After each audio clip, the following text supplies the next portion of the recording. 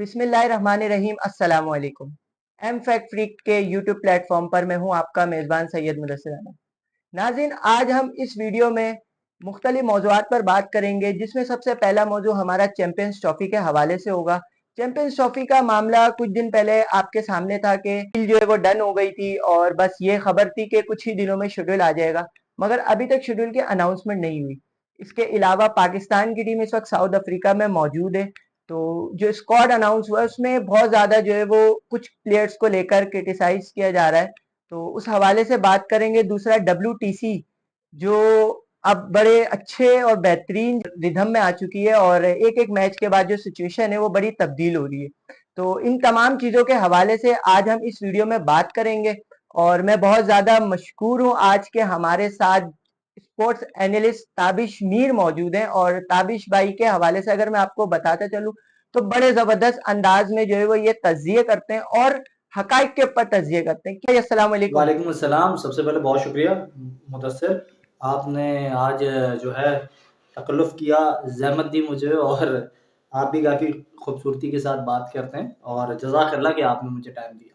हारिस भाई, ये मेरा पहला जो है वो इंटरव्यू है और आपके साथ है, तो इंशाल्लाह कोशिश करेंगे कि इस जो एक हमारा राब्ता बना है इसको मजीद भी हम आगे कंटिन्यू करें। और प्रोग्राम की स्टार्ट करते हैं। क्वेश्चन सबसे पहला ताबिश भाई, चैंपियंस ट्रॉफी के हवाले से बताएं, क्या खबरें हैं, क्या चल रहा है। पहले मामला थे कि भाई सब कुछ सेट हो गया, बस शेड्यूल आ जाएगा, अभी तक शेड्यूल भी नहीं आया, किस चीज पे डेडलॉक हुआ हुआ है। जी बिल्कुल, मुदस्सिर आपने बड़ा खूबसूरत सवाल किया। इस वक़्त हम देख रहे हैं चैंपियंस ट्रॉफ़ी, इस वक़्त ये वो मामला है जिसकी बर्फ़ पिघलने को दिखाई नहीं देती है और जो अरबाब इख्तियार है, जो पाकिस्तान क्रिकेट बोर्ड के हलके को देखने वाले लोग हैं, उन्होंने हमेशा से इस मैटर को जो है डील करने के बजाय जो है अदम दिलचस्पी का इज़हार किया। अदम दिलचस्पी के साथ-साथ जब उनसे साफ़ी हज़रात आप जैसे, मेरे जैसे कभी सवाल करते थे, तो फिर हिचकिचाहट सामने आती थी। पाकिस्तान क्रिकेट बोर्ड के सरबराह सैयद मोहसिन नकवी जब चेयरमैन मुकर्रर हुए तो मैंने यही कहा कि 2-3 वजूहात हैं जिसकी वजह से मैं उन पर क्रिटिसाइज़ कर रहा था। सबसे पहला नुकता ये था कि वो परफेक्ट मैन नहीं है इस जॉब के लिए। फिर दूसरी बात ये थी कि हमेशा से क्यों उन लोगों को नवाज़ा जाता है जिनका कुछ क्रिकेट से लेना-देना है ही नहीं। पाकिस्तान में तीसरी बड़ी सीट अगर है वो है चेयरमैन पीसीबी की। आपने चेयरमैन पाकिस्तान क्रिकेट बोर्ड जो है मोहसिन नकवी को बना दिया, किसकी आशीर्वाद पे बनाया दुनिया जानती है कि इस वक्त जो मुल्क चला रहे हैं उन्होंने भी सोचना चाहिए कि यार क्या कर दिया आपको, क्या यही शख्स मिले थे as a chairman Pakistan cricket board. फिर दूसरा ये सबसे अहम और सबसे बड़ा नुकता ये कि जब चैंपियंस ट्रॉफी का मामला हुआ, मैंने कहा ये सबसे पेचीदा मामला है। आईसीसी की जानिब से कोई इवेंट आपको मिला है जिसकी मेजबानी का चांस आपको मिला है और अगर इस इवेंट से पाकिस्तान ने हाथ धो लिया तो इसके बाद पाकिस्तान आईसीसी के हर इवेंट में महरूमी का सामना करेगा और यही हुआ। इस वक्त जो खबरें सामने आ रही हैं उससे यही वाज़ेह हो रहा है कि पाकिस्तान क्रिकेट बोर्ड के सरबराह सैयद मोहसिन नकवी ने इस मैटर को उस अंदाज से डील किया नहीं। अगर ये कहते हैं कि इन्हें वो अपॉर्चुनिटी मिली नहीं तो बिल्कुल गलत होगा।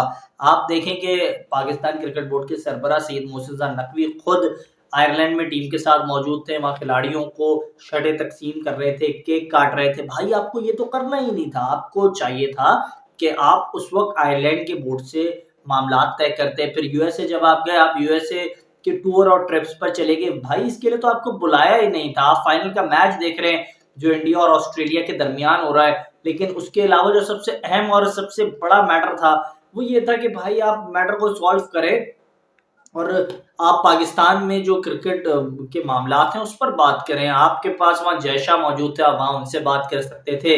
इंग्लैंड के जो सरबराह मिस्टर पर्ल वो वहाँ मौजूद थे, आप उनसे बात कर लेते।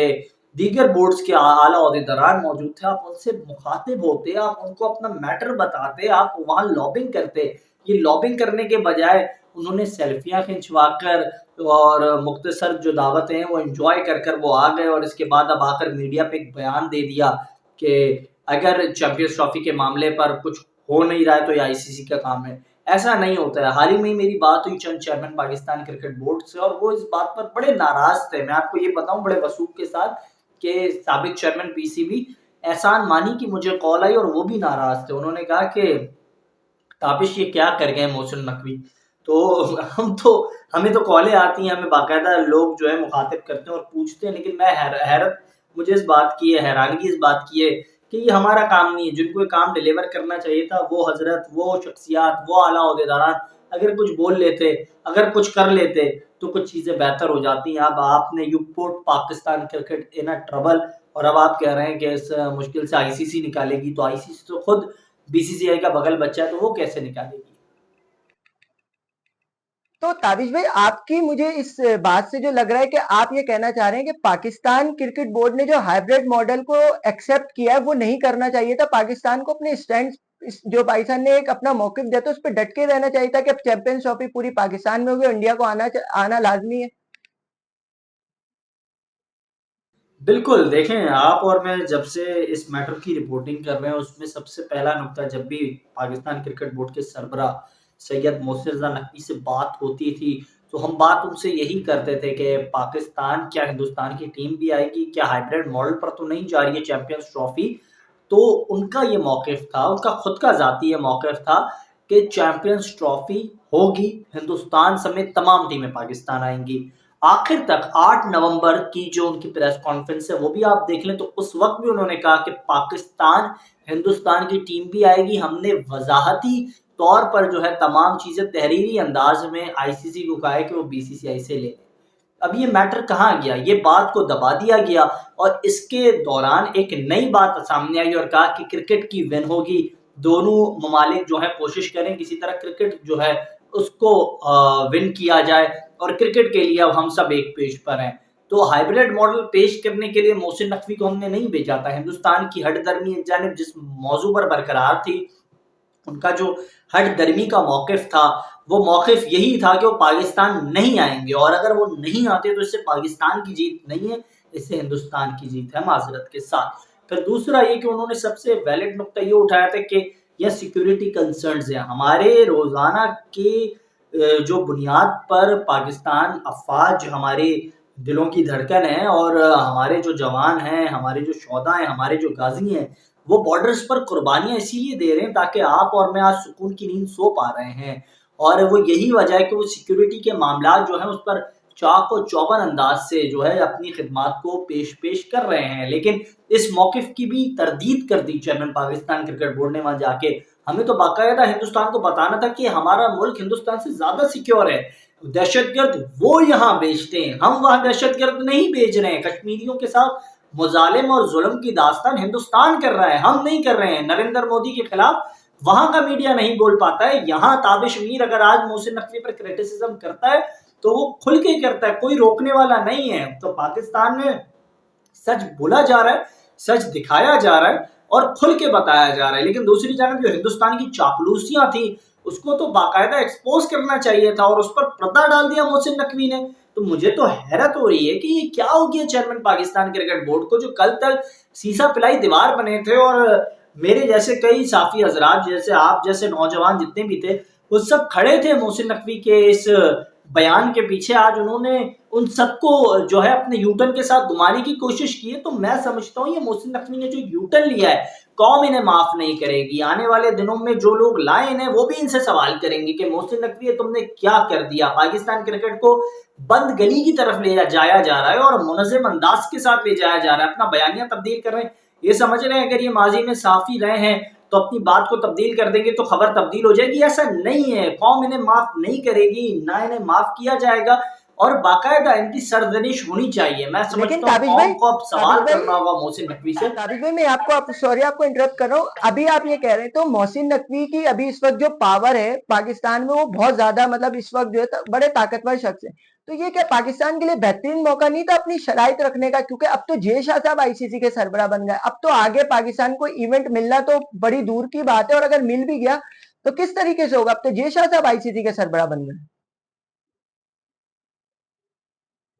पाकिस्तान क्रिकेट बोर्ड और पाकिस्तान की इस वक्त सियासी गैर सियासी हलकों में सबसे ज़्यादा ताकतवर हैं। दुनिया में और लोग भी ताकतवर हैं इस वक्त। आपने बात की जय शाह की, उनके वालिद साहब अमित शाह, वो हिंदुस्तान की इस वक्त की जो फासिस्ट गवर्नमेंट है उसके सबसे बड़े किरदारों में से एक हैं। नरेंद्र मोदी के राइट हैंड है वो। तो दूसरे लोग भी ताकतवर हैं। अब ऐसा हुआ है कि ये जो मामला है चैंपियंस ट्रॉफी का, तो ये चैंपियंस ट्रॉफी का मामला बड़ा कठिन इसलिए हो गया है क्योंकि अब ये जो दो एसोसिएट पावर्स हैं ना, फिर ये जो एक बड़ी पावर्स हैं, ये एक दूसरे के आमने सामने आ गई हैं और इसमें कोई दो राय नहीं है। जय शाह जिस बोर्ड को रिप्रेजेंट करके आए हैं, जय शाह का ताल्लुक जिस बोर्ड से रहा है, हिंदुस्तान के पास जो लोग हैं उनके पास बड़ा बिजनेस है और वो बिजनेस की वजह से पाकिस्तान को जो है दबाने की कोशिश कर रहे हैं। लेकिन अब पाकिस्तान के बगैर दुनिया में मैं समझता हूँ क्रिकेट है नहीं। अगर पाकिस्तान क्रिकेट बोर्ड अगर इस बात को समझे या फिर मोहसिन नकवी इस बात को समझे कि अगर हिंदुस्तान को आपने नीचा दिखाना है तो आप इस बड़े इवेंट से दस्तबरदार हो जाते हैं।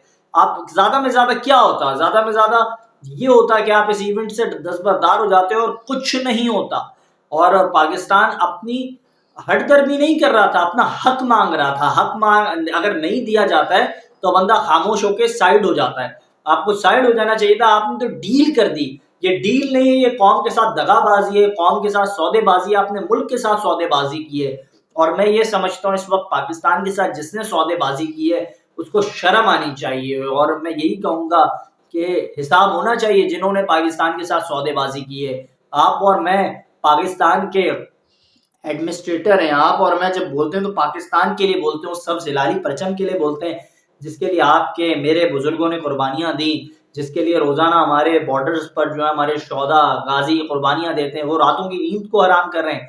और क्या इसके लिए कर रहे हैं कि मोहसिन नकवी साहब, जयशंकर साहब जब यहाँ आए तो भी मुलाकात नहीं कर रहे हैं, यूएसए मौजूद थे, खिलाड़ियों को शर्ट बांट रहे थे, केक काट रहे थे।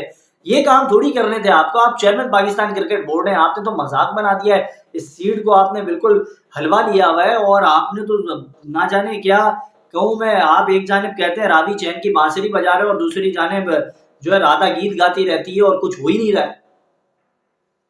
ये जबरदस्त आपने जो है वो बात की ताबिश भाई। मूव ऑन करते हैं अब चैंपियंस ट्रॉफी ही को। अगर हम इसको देखें तो क्या खबर है आपके पास के कुछ कब तक शेड्यूल, क्योंकि अब मोहसिन नकवी साहब ने जो कर दिया वो तो कर दिया। अब पाकिस्तान ने यू टर्न लिया, चेयरमैन साहब ने यू टर्न लिया। अब कब तक आपकी क्या खबर है, कब तक जो है वो इसका शेड्यूल आ जाएगा, क्योंकि अब मैं सिर्फ 70 दिन रह गए चैंपियंस ट्रॉफी में, अभी तक शेड्यूल नहीं आया। हतमी तौर पर कुछ नहीं कहा जा सकता है मुदस्सिर। अगर हम बात करें ना पाकिस्तान क्रिकेट बोर्ड के अंदर जो कुछ चीज़ें हो रही हैं या फिर पाकिस्तान क्रिकेट बोर्ड में जो कुछ फैसले हो रहे हैं या फिर बैनुल-अक़वामी सतह पर आईसीसी जो कुछ कर रहा है, तो वो सारी चीज़ें बड़ी अजीब-ओ-गरीब हो रही हैं। इस वक़्त हम यही देख रहे हैं, इस वक़्त पाकिस्तान क्रिकेट के अंदर जो फैसले किए जा रहे हैं, उसमें सबसे एक अहम नुकता यही है कि क्या पाकिस्तान क्रिकेट बोर्ड को चलाने वाले या फिर आईसीसी को चलाने वाले जो लोग हैं, जो असबाब हैं, जो हलके हैं, उनमें क्या इतने गर्ड्स हैं कि वो बीसीसीआई को आँखें दिखा दें? क्या उनमें इतने गर्ड्स हैं कि पाकिस्तान को कायल कर लें? तो दोनों जो हलके हैं वो कमज़ोर हैं। जिस तरह से मोहसिन नकवी जो हैं वो बेयारो मददगार हैं, तो उस तरह से आईसीसी में भी मौजूद लोग वैसे ही हैं। अगर जय शाह कुछ कर लेंगे ऑल द थ्रू जाकर तो फिर उन पर भी क्रिटिसिज्म होगा। उस क्रिटिसिज्म से बचने की शायद मेरे ख्याल से जय शाह कोशिश कर रहे हैं। लेकिन मुझे ये हफ्ता बड़ा अहम लग रहा है। ये 48 से 42 घंटे पाकिस्तान की क्रिकेट के लिए बड़े सूदमंद लग रहे हैं, दुनिया के क्रिकेट के लिए बड़े मुस्बत लग रहे हैं। और मैं दुआ करता हूँ कि इस वक्त जो कुछ मोहसिन नकवी साहब नहीं कर पाए हैं, इस वक्त जो कुछ उनकी टीम ने नहीं किया है, इस वक्त वो सब कुछ हो जाए और कोई ऐसा करिश्मा हो कि पाकिस्तान की जीत हो। आमीन आमीन। अब ताबिश भाई आगे बढ़ते हैं। पाकिस्तान की टीम साउथ अफ्रीका में मौजूद है।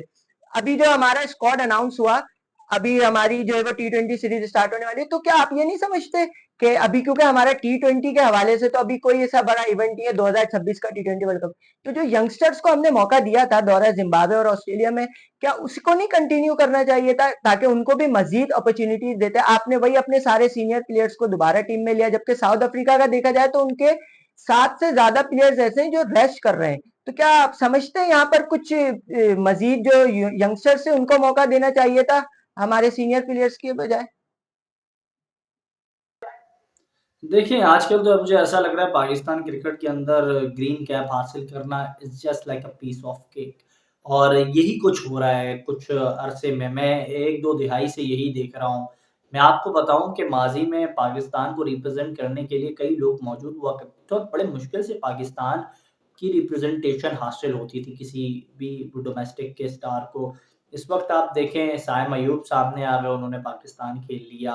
आप देखें कि Sahibzada Farhan get an opportunity, Kamran Ghulam got beautiful opportunity, even Umar bin Yousuf get a brilliant chance, और ये सारी चीज़ें हुई। तो माज़ी में तो ऐसा नहीं था, रनों के अंबार लगाए डोमेस्टिक के अंदर नुमानुल्लाह ने, किसी ने उसकी तरफ देखा नहीं। काशिफ रज़ा रन बेहतरीन ऑलराउंडर थे, उनको अपॉर्चुनिटी मिली नहीं। अली रज़ा एक फास्ट बॉलर थे आपके, अतीकुर रहमान थे, इरफान उद्दीन थे, आतिफ मकबूल थे, फिर सईद आज़ाद, उन्होंने 10,000 रन्स किए तो जाकर उन्हें 2 जो है इंटरनेशनल मैचेस मिले, फिर नुमान उल्लाह को 1 इंटरनेशनल मैच बांग्लादेश के खिलाफ मिला। साजिद अली 21,000 उनके डोमेस्टिक में मजमूई तौर पे रन हैं, उनके लिस्ट ए के अंदर जो है 9,000 समथिंग रन्स हैं, 15,000 या 16,000 उनके फर्स्ट क्लास में रन्स हैं, उनकी 44 सेंचुरियाँ हैं, फिर जाकर उन्हें चांस मिला। तो आप देखें ना, पाकिस्तान की क्रिकेट के अंदर जो डोमेस्टिक के माजी में परफॉर्मर्स थे, अगर मैं आपको एक और नाम बताऊं, अतीक नुमानुल नुमानुल अतीक, तो नुमानुल अतीक जो है, मोइनुल अतीक, वो बहुत बड़ा नाम थे, उन्हें बड़ी मुश्किल से अपॉर्चुनिटी मिली। फिर मैं आपको बताऊं, इस वक्त पाकिस्तान की जो कराची डॉल्फिन्स की टीम है, उसमें कोचिंग के फ़राइज़ सरअंजाम दे रहे हैं महमूद हामिद साहब, उन्हें बड़े मुश्किल से चांस मिला, उन्होंने 2-4 मैचेस खेले, पाकिस्तान को रिप्रेजेंट किया, हाल ही में वो पाकिस्तान अंडर 19 टीम की सिलेक्शन कमेटी का भी हिस्सा रहे। तो ये जो सारे नाम थे, ये जो सारे लोग थे, ये जो सारी चीज़ें थी, ये चीज़ें तब हुई जब आप देखें उस वक़्त आपके पास लोग बहुत सारे थे, चांस बहुत कम लोगों को मिला। फ़खरुद्दीन बलोच थे, बहुत ज़बरदस्त बॉलर थे, हबीब बलोच थे, बहुत ज़बरदस्त बॉलर थे। ये सारे बड़े अच्छे खिलाड़ी थे, आपने इनको अपॉर्चुनिटीज़ बड़ी मुश्किल से दी, और कुछ को तो अपॉर्चुनिटीज़ मिली ही नहीं। मुझे याद है अदनान मलिक बहुत अच्छे डोमेस्टिक के क्रिकेटर थे। बहुत सारे नाम इस तरह मैं लूँ तो आज शाम उसी नामों से ही मुकम्मल हो जाएगी, लेकिन जी। बिल्कुल काफ़ी खिलाड़ी थे, काफ़ी ताबिश भाई, आपके परफॉर्मर्स थे, ये लेकिन ताबिश उन्हें भाई, अपॉर्चुनिटी बड़ी ये लेट जो मिली। आपने जिन लोगों के नाम लिए, यकीनी तौर पे मतलब अभी जो चल रहा है वो मौके मिलना बड़े, जो आपने बोला कि पीस ऑफ केक, बहुत आसान हो गया है किसी भी तरीके से। तो अब क्या पाकिस्तान क्रिकेट टीम को मजीद क्या स्टेप्स लेने चाहिए अपनी क्रिकेट को मजीद बेहतर करने के लिए? खासकर मैं बैकअप तैयार करने की बात कर रहा हूँ। हमारे पास बैकअप तैयार नहीं होता, हमारे हर बड़े इवेंट से पहले कोई इंजर्ड हो जाता है और हमारे जो क्रिकेट बोर्ड है उनका कहना ही होता है हमारे पास बैकअप नहीं है, हम क्या करें? तो बैकअप बनाने के लिए हमें क्या करना चाहिए? सर देखिए, बैकअप बनाने के लिए आपको पहले टीम में मौजूद दोस्तियाँ, यारियाँ ख़त्म करनी होंगी। जनाब, मैं ये फरमा रहा हूँ कि इस वक़्त पाकिस्तान क्रिकेट टीम का अलमिया ये है कि मैंने माज़ी से लेकर आज तक जो आपको नाम गिना, उसमें नाम गिनाने की असल वजह ये यही। थी कि आज तक पाकिस्तान क्रिकेट टीम का बैकअप बनाया नहीं गया। क्योंकि ये टीम लॉबियों से बनती है। ये पाकिस्तान टीम में पहले इंज़माम की लॉबी थी, उससे पहले वसीम अकरम की लॉबी थी। वसीम अकरम की लॉबी थोड़ी कमज़ोर हुई तो वक़ार की लॉबी आ गई। इमरान खान साहब की अपनी लॉबी थी, उन्होंने कासिम उमर को नहीं खिलाया, उन पर बैन लगा दिया, जावेद मियांदाद से उनकी कप्तानी छीन ली। ये सारी बातें माज़ी में हो चुकी हैं, माज़ी का हिस्सा है, किताबों का हिस्सा है। सरफराज नवाज़ के साथ इमरान खान का क्या एटीट्यूड था, उससे पहले आप माज़ी में चले जाएँ तो आप देखें कि मुश्ताक फैमिली जो है, मुश्ताक मोहम्मद साहब, हनीफ मोहम्मद साहब मरूम, इनकी फैमिली क्रिकेट में डोमिनेट करती थी। तो इस तरह से रहा ना पाकिस्तान की क्रिकेट का अलमिया ये रहा, और पाकिस्तान की क्रिकेट हमेशा से घरों में चलती रही, घरों तक ही महदूद रही। आज हम कहते हैं ना, ये क्रिकेट को चलाने वाले कुछ खिलाड़ियों के घर के किचन के लोग हैं, तो वैसा नहीं है। लेकिन उसके अलावा मैं आपको बताऊं कि जो पाकिस्तान की क्रिकेट को तबाह करने के लिए जो लोग पेश हैं, उसमें बड़े बड़े नाम, बड़े कारआमद रहे हैं। तो ताबिश भाई, आखिरी सवाल की जानिब में आता हूँ। WTC क्या देख रहे हैं? साउथ अफ्रीका जो नीचे से अचानक ऊपर आया और अभी कल उन्होंने श्रीलंका को हरा के पहली पोजीशन ले ली।